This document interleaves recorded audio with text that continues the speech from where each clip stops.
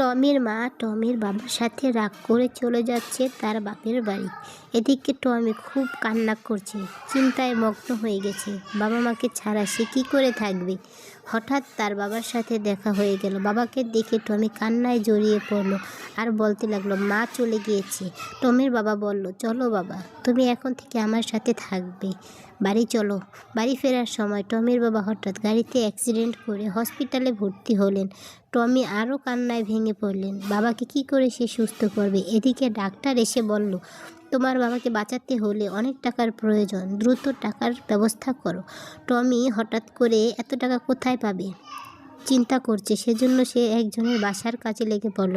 থালা বাসন ধোয়া, ঘর ঝাড়ু দেওয়া, ঘর মোছা। কিন্তু এতে তো তার টাকা পূরণ হচ্ছে না। বাবাকে চিকিৎসা করাতে তার দরকার অনেক টাকা। সেজন্য সে ওই কাজ ছেড়ে দিয়ে রঙের কাজে লেগে পড়ল। মানুষের বাসায় রং করতে শুরু করলো।